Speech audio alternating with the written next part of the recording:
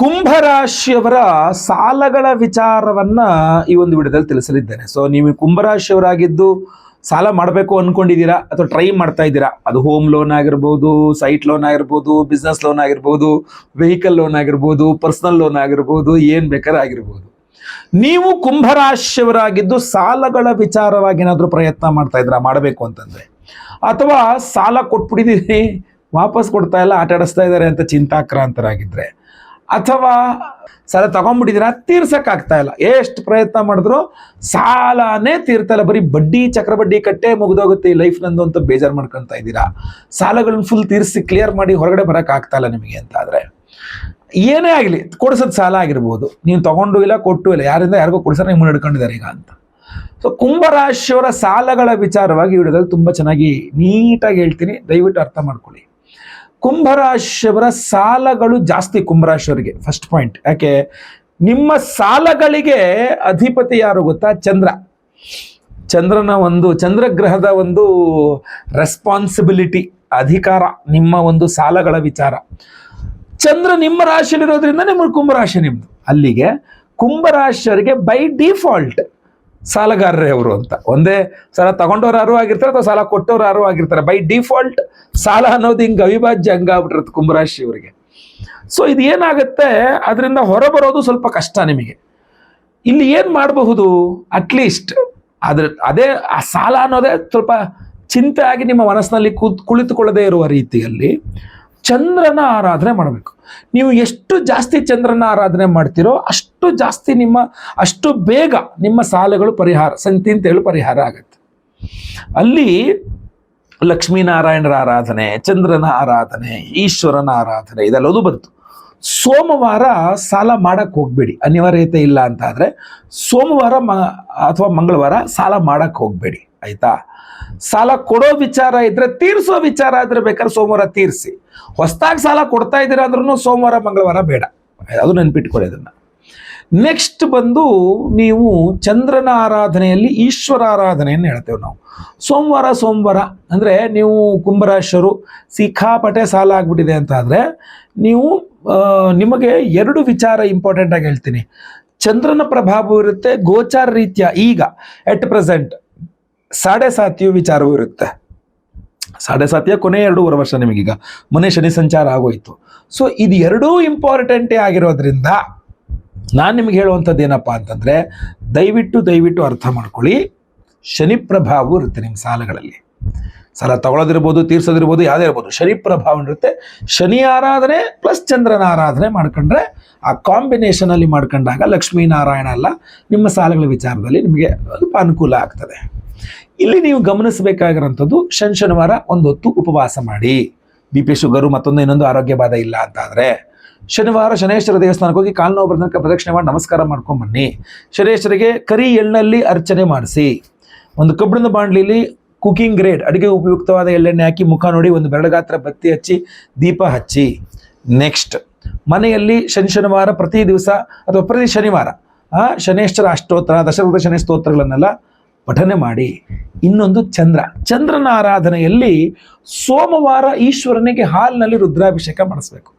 ನಿಮ್ಗೆ ಯಾವಾಗಲೇ ಸಾಲದ ಚಿಂತೆ ಟೆನ್ಷನ್ ಆಯ್ತಾ, ಸೋಮವಾರ ಬೆಳಗ್ಗೆ ಎದ್ದು ಅರ್ಧ ಅಲ್ಲಿ ಸ್ನಾನ ಮಾಡಿಕೊಂಡು 1 ಲೀಟ್ರ್ ಹಾಲು ಹಿಡ್ಕೊಂಡು ಮನೆ ಹತ್ರದಲ್ಲಿರೋ ಈಶ್ವರನ ದೇವಸ್ಥಾನಕ್ಕೆ ಹೋಗಿ 6 ಗಂಟೆ ಒಳಗಡೆ ಹೋಗ್ಬಿಡಿ. ದೇವಸ್ಥಾನ ಎಷ್ಟು ಗಂಟೆ ಬಾಲ್ ತೆಗಿತಾರೋ, ಸೋಮವಾರ ಅಂತೂ ಈಶ್ವರನ ದೇವಸ್ಥಾನ ತೆಗಿತಾರೆ. ಹೋಗಿ ತೊಗೊಂಡೋಗಿ ಪುರೋಹಿತರ ಕೈನಲ್ಲಿ ಇಟ್ಬಿಡಿ ಹಾಲು ಪ್ಯಾಕೆಟು, ಒಳ್ಳೆ ರುದ್ರಾಭಿಷೇಕ ಮಾಡಿ ಅಂತ ಕುತ್ಕೊಂಡು ನೋಡ್ತಾ ಇರಿ. ಅವರು ಹಾಲು ತಗೊಂಡು ಈಶ್ವರನಿಗೆ ರುದ್ರಾಭಿಷೇಕ ಮಾಡ್ತಾ ಇರ್ತಾರೆ ಹಾಲಲ್ಲಿ. ನೀವು ಅದನ್ನು ಕಣ್ ತುಂಬ ತುಂಬಿಕೊಂಡು ಈಶ್ವರನಿಗೆ ಹಾಲಿನಲ್ಲಿ ರುದ್ರಾಭಿಷೇಕ ಹಾಕ್ಬೇಕಪ್ಪ, ಸ್ವಾಮಿ ನನ್ನ ಸಾಲ ತೀರ್ಪುಲ್ಲಪ್ಪ ಅಂತ ಪ್ರಾರ್ಥನೆ ಮಾಡ್ಕೊಳ್ಳಿ. ಟಕ್ಕಂತ ನಿಮ್ಮ ಸಾಲಗಳು ತೀರಿಸಲಿಕ್ಕೆ ಭಗವದ ಅನುಗ್ರಹ ಆಗ್ತದೆ. ಸೊ ಅದರಿಂದ ಇದೊಂದು ಅದ್ಭುತವಾದ ಉಪಾಯವಾಗಿರುತ್ತೆ ನಿಮಗೆ. ನಿಮ್ಮ ವೈಯಕ್ತಿಕ ಜಾತಕತೆ ಸಮಸ್ಯೆ ಅದು. ಷಷ್ಠಾಧಿಪತಿ ಚಂದ್ರ ನಿಮ್ಮ ರಾಶಿಯಲ್ಲಿದ್ದಾನೆ. ಸೊ ಸಾಲದಿಂದ ಹೊರಬರಲಿಕ್ಕೆ ಆಗಲ್ಲ, ಒಂದಿಂದ ಹೊರಗೆ ಬಂದ್ರೆ ಮತ್ತೊಂದು ಹಿಡ್ಕೊಳ್ಳುತ್ತೆ ನಿಮಗೆ. ಅದರಿಂದ ಈ ಥರ ಚಂದ್ರನ ಆರಾಧನೆ ವಿಶೇಷವಾಗಿ ಮಾಡಿ. ಇನ್ನು ಲಕ್ಷ್ಮೀನಾರಾಯಣರ ಆರಾಧನೆ ಮಾಡಿದ್ರೆ ದುಡ್ಡು ಬರೋದು ಆಯ್ತಲ್ವಾ. ಸೊ ಅದು ಒಂದು ವಿಚಾರವನ್ನು ನೆನ್ಪಿಟ್ಕೊಂಡಿರ್ಬೇಕು. ಇಲ್ಲಿ ನಿಮ್ಮ ರಾಶಿಗೆ ರಾಹು ಬರ್ತಾರೆ ಇನ್ನು 1.5 ತಿಂಗಳ ನಂತರ. ಬಟ್ ಹಂಗಂತ ಇನ್ನು 1.5 ತಿಂಗಳ ನಂತರ ನಿಮಗೆ ಗುರುಬಲನೂ ಶುರುವಾಗುತ್ತೆ. 7.5 ಹಾಗೆ ಇರುತ್ತೆ. ಸೊ ದೇವತಾ ಆರಾಧನೆ, ಪೂಜೆ ಪುನಸ್ಕಾರ, ಹೋಮ ಹವನಗಳು ಕೂಡ ನಿಮಗೆ ಬೇಕು ಈ ಸಾಲಗಳ ವಿಚಾರ ಸಮಸ್ಯೆ ಪರಿಹಾರ ಆಗಲಿಕ್ಕೆ. ಆದ್ದರಿಂದ ಕುಂಭರಾಶಿಯವರ ಎಲ್ಲ ಸಾಲ ಬಾಧೆಗಳ ಪರಿಹಾರಕ್ಕೆ ನಾವು ವಿಶೇಷವಾದಂತಹ ದೇವತಾರಾಧನೆ ಮಾಡ್ತಾ ಇದ್ದೇವೆ.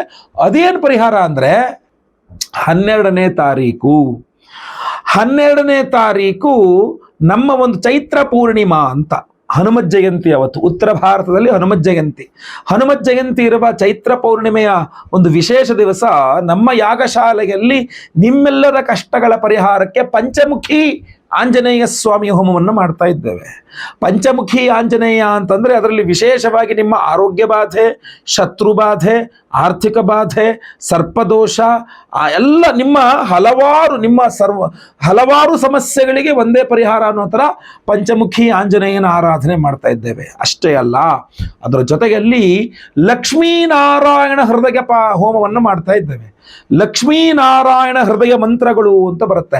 ಆ ಲಕ್ಷ್ಮೀನಾರಾಯಣ ಹೃದಯ ಮಂತ್ರಗಳಿಂದ ಕಮಲ ಪುಷ್ಪ, ತಾವರೆ ಹೂವು, ಕಮಲ ಪುಷ್ಪವನ್ನರಳಿಸಿ ಜೇನುತುಪ್ಪದಲ್ಲಿ ಅದ್ದಿ ಲಕ್ಷ್ಮೀನಾರಾಯಣ ಹೃದಯ ಮಂತ್ರಗಳಿಂದ ಹೋಮವನ್ನು ಮಾಡ್ತಾ ಇದ್ದೇವೆ. ನೋಡಿ, ಈ ವಿಶೇಷವಾದಂತಹ ವೈಜಯಂತಿ ಮಾಲೆ, ಈ ವಿಶೇಷವಾದ ವೈಜಯಂತಿ ಮಾಲೆಯನ್ನ ಆ ಹೋಮದಲ್ಲಿ ಈ ಎಲ್ಲ ಹೋಮಗಳನ್ನು ಎನರ್ಜೈಸ್ ಮಾಡಿ ನಿಮಗೆ ಕೊಡಿಸ್ಕೊಡ್ತಕ್ಕಂಥದ್ದಾಗಿರುತ್ತೆ. ಇದ್ರ ಜೊತೆಯಲ್ಲಿ ನೀವು ವಾಸ ಮಾಡುವ ಮನೆ, ಅದು ಬಾಡಿಗೆ ಮನೆ ಆಗಿರಬಹುದು, ಅಥವಾ ಲೀಸ್ ಆಗಿರಬಹುದು, ಸ್ವಂತ ಮನೆ ಆಗಿರಬಹುದು, ಫ್ಲ್ಯಾಟ್ ಆಗಿರಬಹುದು, ಏನೇ ಆಗಲಿ, ಆ ಜಾಗದ ವಾಸ್ತು ದೋಷ ಪರಿಹಾರಕ್ಕೋಸ್ಕರ ವಾಸ್ತು ಶಾಂತಿ ಹೋಮವನ್ನು ಮಾಡ್ತಾ ಇದ್ದೇವೆ. ಅದರ ಜೊತೆಗೆ ಸರ್ಪದೋಷಗಳಿಂದಲೂ ಸಹ ಸಾಲಬಾಧೆಗಳಲ್ಲಿ ಸಿಗಾಕೊಂಡ್ಬಿಡ್ತೀರ ನೀವು, ಸರ್ಪದೋಷಗಳು ಜಾಸ್ತಿ ಇದ್ರೆ. ಆದ್ರಿಂದ ಅದು ಯಾವುದೇ ರೀತಿಯ ಸರ್ಪದೋಷಗಳಾಗಿದ್ದಿರಲಿ, ಆಶ್ಲೇಷ ಬಲಿ ಪೂಜೆ ಸರ್ಪಶಾಂತಿ ಹೋಮವನ್ನು ಮಾಡ್ತಾ ಇದ್ದೇವೆ.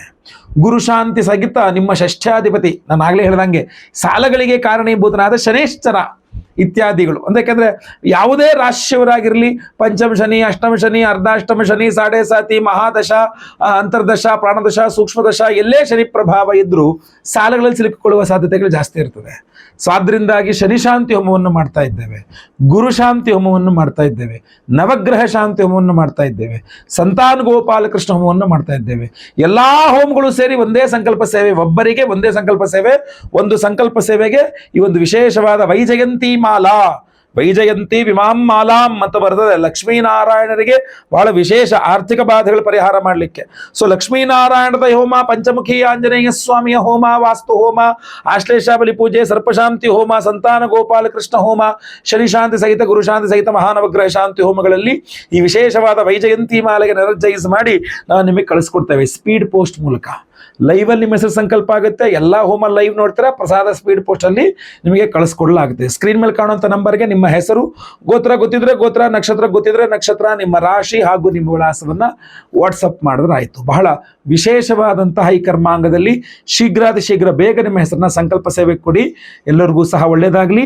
ಈಗ ನಾನು ಆ ವಿಶೇಷವಾದ ರಣಬಾಧಾ ನಿವಾರಕ ಲಕ್ಷ್ಮೀನಾರಾಯಣ ಅಷ್ಟಕ ಸ್ತೋತ್ರವನ್ನು ಹೇಳ್ತೇನೆ. ಪ್ರತಿದಿನ ಅದನ್ನು ಶ್ರವಣ ಮಾಡ್ತಾ ಇರಿ, ಖಂಡಿತವಾಗಿ ಸಾಲ ಬಾಧೆಗಳೆಲ್ಲ ಪರಿಹಾರವಾಗಲಿ, ಒಳ್ಳೆಯದಾಗಲಿ. ಮುಂದಿನ ವಿಡಿಯೋದಲ್ಲಿ ಮತ್ತೆ ಪುನಃ ಸಿಗ್ತೇನೆ. ಎಲ್ಲರಿಗೂ ಸಹ ಒಳ್ಳೆಯದಾಗಲಿ.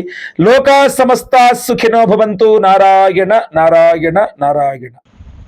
ಓಂ ಲಕ್ಷ್ಮೀನಾರಾಯಣಾಭ್ಯಾಂ ನಮಃ.